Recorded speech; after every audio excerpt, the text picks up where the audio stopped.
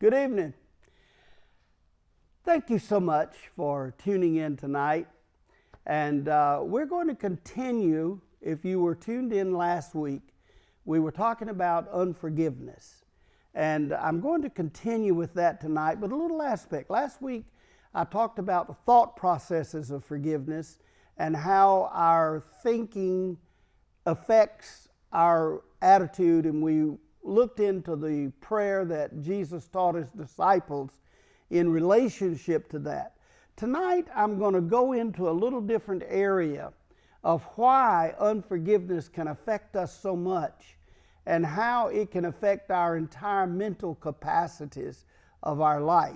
So stay tuned because and if you can get a little piece of paper and a pencil, there might be a few things that you want to write down because, you know, something I tell my clients a lot of times, a short pencil is better than a long memory. And sometimes you say, I want to remember that, and you forget it. But if you write it down, then you have it. And so some things I share with you tonight may be a thought process at the moment, and then you forget it. So some of these things you might want to jot down so you can do a little research. Verify what I say. If I say something, you say, I don't know whether I believe that or not, then put it to the test. If I can't pass the smell test of whether something's true or not, I don't need to be talking about it. So if I tell you something and you say, I don't know whether I believe that or not, do the research. And if you find out I'm wrong, please contact me because I do my best to be accurate, but you know, sometimes sources can be misleading. But I do want to send you this brochure, and look real closely as you, Forgiveness, a quick reference guide. And it's a quick reference biblical guide for forgiveness. Takes you throughout the Bible, references that you can read, study, and forgiveness is something that if you don't understand, know, and experience forgiveness, you're going to have some major problems in your life, because forgiveness is being able to clear out the cobwebs of doubt and fear and stress and all of these things. So let me send you that brochure. Write me this week, 337 Farmington Road, Summerville, South Carolina. I'll send it to you postpaid, no cost whatsoever. I just would love for you to have this. It's put out by the Biblical Counseling at Liberty, and it's for the Hope organization in Dallas, Texas, and I have for their permission to send this to you. And so if you write me, I will be glad to send that to you. And so let me hear from you this week. And if you have a question, please don't hesitate to ask the questions. And if I don't know the answer, I'll get some people that will be able to help me get the answer. But I want to talk tonight about why your thought processes and why unforgiveness can be such a tremendous problem in your life. Because when you think about unforgiveness, behavior starts with a thought. Let me share that with you again. Behavior starts with a thought. In other words, if you start reading a book, now some people read books different ways.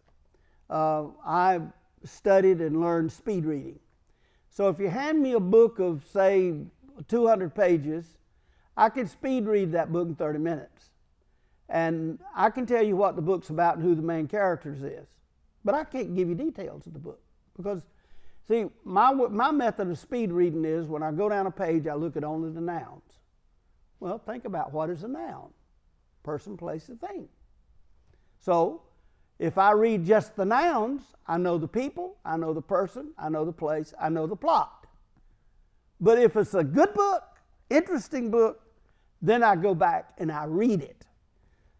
And if I'm going to read a 200-page book, really for comprehension, give me a day. At least a day, maybe two, to really comprehend it. Because see, there's a different level of understanding it. Now, the good news is, toxic thoughts, emotions, and attitudes are controllable. See, toxic thoughts, toxic Your body is full of toxics. Did you know that right now your brain is making about 400 billion decisions? Only about 1,500 to 2,000 do you consciously know about, that you could even be aware of. But your body is completely controlled through the thought process of the brain. For instance, just one little item that I'm talking about. You have blood flowing through hundreds of miles of arteries and hundreds of miles of vessels. Because blood, if any part of the body that blood doesn't flow through would die. Gangrene, they'd have to amputate. Now, here's an artery. The blood is flowing through that artery. And then a vein connects in with that artery. Something's got to tell exactly how much blood to flow out of that artery into that vein, because if too much blood flows into that vein, it would aneurysm and burst. What controls that? Your brain. Now, you've ate food today. Whenever you eat food, something has to decide what chemicals needs to be released into your stomach to dissolve that food and separate the vitamins from the calories, from the minerals, and where to send it to whatever part of the body it needs to go to. Separate the bad food from the good food. Something has to orchestrate that. You couldn't do it. I couldn't do it, but my brain is doing it constantly. Everything you see, everything you hear becomes a part of who you are, and in some ways you have to make a decision about how you're going to deal with that problem or deal with that thought process. Now, let's just ask the question, what is a thought? What is a thought? Now, I want to clarify, there's a difference between thought and thinking. You can't control a thought. You can control thinking. Now, what is a thought? Okay, I'm sitting in a television studio at this moment. Now, my eyes are open. In this room, in this studio, are many things. Cameras, tripods, chairs, pictures on the wall, a whole lot of paraphernalia. Now, there's some things in this room that I've seen, but I don't know about them because I didn't focus on them. Now, I can look about this room, and as I pan this room, I can't control what my eyes see. And when my eyes see something, snap the picture, my brain develops that picture, imprints it on the brain, and I know what it is. Now, I can't control what my eyes see when they're open. I'm riding down the road. I can't control what my eyes observe and see. But have you ever had a friend or someone come up to you and say, "You passed right by me the other day and didn't wave at me or acknowledge that I was there"? And what do you answer? "I didn't see you." Well, how did you not see them? Your car was right there. They were right there. Your eyes were open. How did you not see them? Well, it was not something that your brain triggered. Hey, there's Bob over there. Did you see him? Now, if you were looking for Bob, you'd probably have seen him. But you weren't looking for Bob. So even though your eyes saw it, it was not something that notified your brain. I don't want to confuse this issue here. I want you to understand the difference between thought and thinking. Because see, some people get guilty over a thought. Don't ever feel guilty over a thought. You say, well, you know, if I had a thought, I'm guilty of what that thought was. Oh, I hope not. Because if that's true, I don't think any of us are going to make it to heaven if that's true. I mean, I was saved as a young boy at 6 years old. I've never cursed in my life. But I've thought of a few curse words a few times. I've never committed adultery on my wife, but I've seen some shapely, beautiful ladies that I had a thought. I'm not guilty of adultery because of that. Now, if I would have drove around the block to get an extra look, or if I had lusted, sure, I'd be guilty of that. But the thought? You can't control the thought. Whatever your eyes observe and notifies your brain, it's there. What you have to do is take that thought and decide whether it's something you want to think about or not. Now, you can control your thinking. Now, at one moment, any moment, as I said a few moments ago, your brain is making about 400 billion decisions, of which you couldn't even imagine. You can't think that fast. There's no way. Your brain's not mentally with you that you can think. When you look at 400 billion, that's a lot of zeros, and I can't wrap my brain around that. Like I can say to you, there are hundreds of trillions of neurons in your brain. I can't wrap my brain around a trillion, but yet that's absolutely the truth.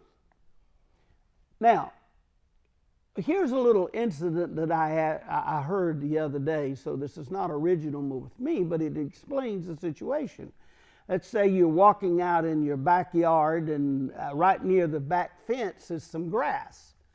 And out of the corner of your eye, there's a long, black, curled up thing there, and immediately the amygdala kicks in, the chemicals hit, blood pressure goes up, heart rate goes up, the adrenaline explodes, and you could win the Olympic high jump. And then, all of a sudden, though, your frontal cortex, which is your thinking, looks over there, analyzes, and says, that's a water hose. Well, immediately, blood pressure goes down, heart rate goes down, the amygdala kind of comes back and withdraws all of that energy that was put out, and things are normal. Why? Because when your thinking process observed it, it was a water hose, not a snake. But see, that first contact thought process, immediately a snake was visualized and the mind reacted. Now, that's how we get in trouble in life many times. Somebody can say something, somebody can do something, and we immediately see that thing as the negative force, and we get all bent out of shape. We get angry, we get upset, we just respond in corresponding way of just anger, where if we would just think about it for a moment, we'd realize, hey, it's not what it appeared to be. It's not what it looked like it was to start with. So many times in life we have to learn to observe, to think. See, the Bible says, whatsoever things are lovely, whatsoever things are pure, whatsoever things has a good report, whatsoever things are in that area, the Bible says, think. If you would just, I can't see you, but just say the word think. Think on these things. The chemical process of our brain is so amazing. It really defies human understanding to realize the complexity of the brain. If you took your index finger and kind of arched it and touched the end of your thumb, that area right there, you have a part of your brain called thalamus. And in the thalamus, men are born with around 125 billion neurons. Women are born with around 150 to 60 billion neurons. And each neuron can sprout up to 70,000 synapses. Now, if you want to know the capacity of the human brain, for us men, it's about 125 billion times 70,000. For women, it's 150, 60 billion times 70,000. So somebody asked a question, said, why does women have more neurons in the thalamus than men? Well, they speak more. It is said that the average woman will speak 2,500 to 3,000 words a day. The average man speaks 12 to 1,500 words a day.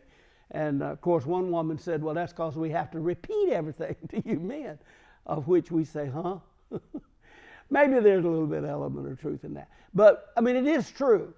Einstein made the statement that the average human being wouldn't use more than 15% of the capacity of his brain. Well, you know, the thing that we should realize is we can learn if we apply our mind. See, God created us to be able to know, to memorize, to learn. And that's why he said in the scripture, study to show yourself approved unto God, a workman that needeth not to be ashamed. We can learn how to forgive. The forgiveness is not a normal human element of mental understanding, okay? Forgiveness has to be a deliberate act of your will. Because see, if somebody hurts you, that word that they speak releases chemicals into your body that's very toxic, that will latch on, hang there, and affect the way you think. For instance, negative reinforcement releases negative chemicals. Positive reinforcement releases positive chemicals. I use the word chemicals because that's important. Your brain operates through a series of chemicals. In other words, if a person is chemically imbalanced, it can create all kinds of physical diseases and problems. And the chemical balance, equilibrium, all of these things, think of the chemicals involved in your eyes. You know, not too long ago, I had an implant in my left eye because it's always been very, very weak and didn't have much vision for years and years in my left eye. And I had an implant, and all of a sudden I could see so much better. The chemicals that are at work in our mind and our bodies is what keeps us going, keeps us alive. Matter of fact, you have a little thing in your body called peptides. You have hundreds of trillions of them that line your arteries and your organs because your body is full of viruses, disease, cancer cells. I mean, your body is full of these things. And your attitude can control these little peptides. You can get stressed out, or you can get mad, or you can get angry over something, and it can restrict the movement of those peptides, and those viruses or chemicals can attach to the walls of your stomach or your arteries or whatever, and if they don't get cleaned off, can produce colds, flu, everything from colds and flu to cancer. All because of an attitude. All because you got angry and upset and you just felt like you just had to explode. Well, you know, your thoughts can distress you. Your thoughts can bring down that stress element. You can be calm by the way you're thinking. You can be in control of your emotions. And you can be in control of those things. Now, you've got two elements in today's society, the geneticist and the behaviorist. Let me explain to you. Of course, I don't have any apology for it. As a psychologist, counselor, I'm a behaviorist because I have a simple philosophy of behavior. Anything you choose to do, you can choose not to do it. Now, if it's genetic, you don't have a choice. The color of my skin is genetic. The color of my eyes is genetic. The way that I am is genetic. my body makeup, except this middle here, I kind of helped out with that. But in other words, if it's genetic, that means it's in your genes. The 23 chromosomes you got from your mom and the 23 chromosomes you got from your dad, it's in there, and you have no choice. Anything that you have a choice is not genetic. You say, and one of the things we hear today is, well, I was born like this. No, you wasn't born like that. You wasn't born with a whiskey bottle in your hand. You wasn't born with the sexual understanding of who you are. That was acquired knowledge. You learned that. Maybe strong, maybe evidence, maybe genes had leaning toward, but still it boils down to one fact. If you can choose not to do it or choose to do it, then it's behavior. And behavior can be modified. Now, according to the American Institute of Stress, between 75 and 90% of visits, I want you to listen to this. This is not according to LaVon Young. This is according to the American Institute of Stress, that between 75 and 90% of visits to primary care physicians is stress related. Did you get that? Because I'm going to run it by you again. 75 to 90% of visits to primary physicians is directly stress related.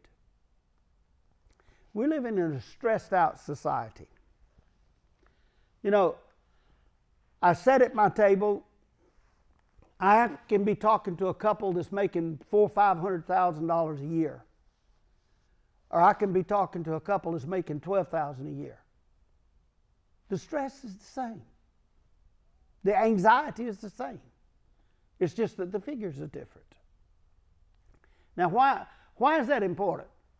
Because some people will say, well, if I could just get to this level of income, I think all my problems would be solved.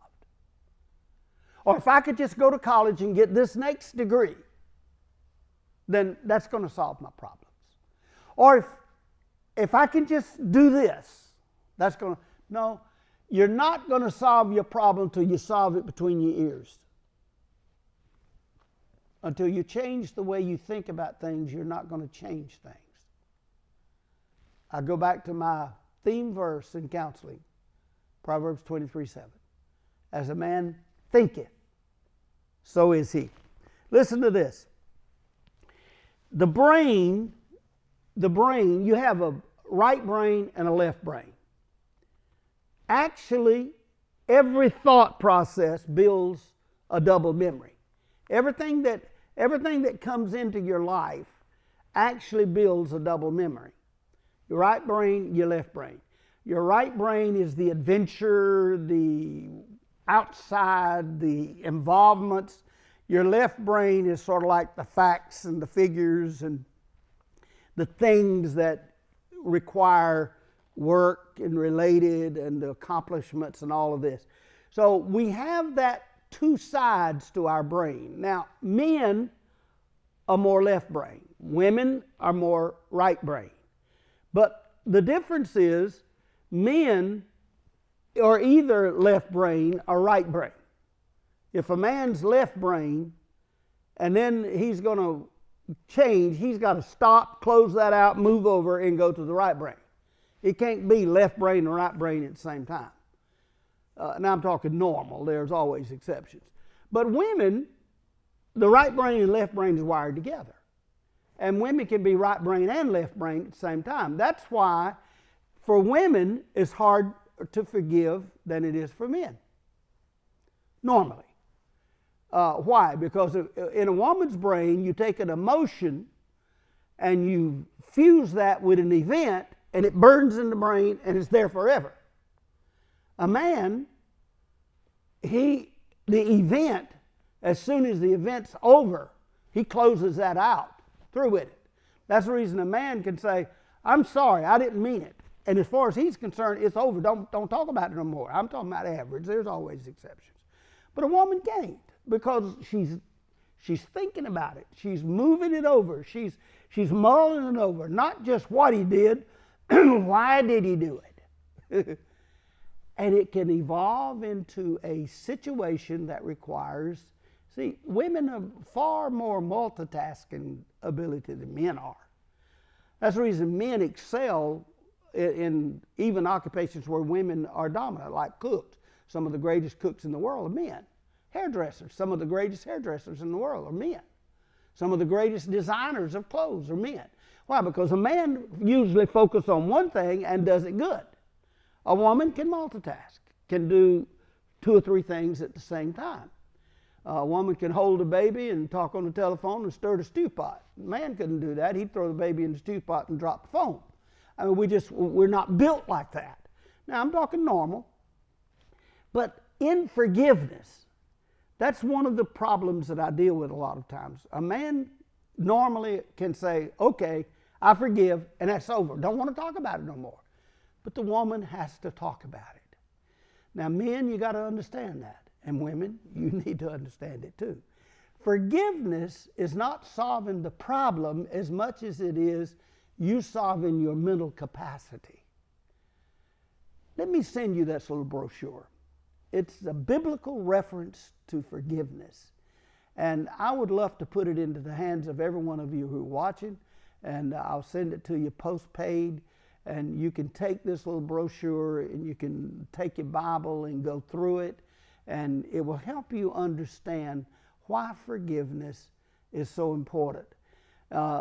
Because as I stated in the very beginning of the program, I think it was, anyway, in one of the past programs, that I made the statement that forgiveness is Christianity 101.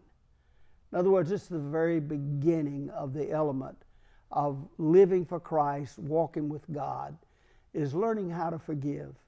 If you hold grudges, it's going to hinder your spirituality. If you can't forgive and turn it loose, it's going to deprive you of some real spiritual blessings in your life. So let me send you the brochure, and you see the biblical, how God says we can deal with forgiveness. And thank you so much.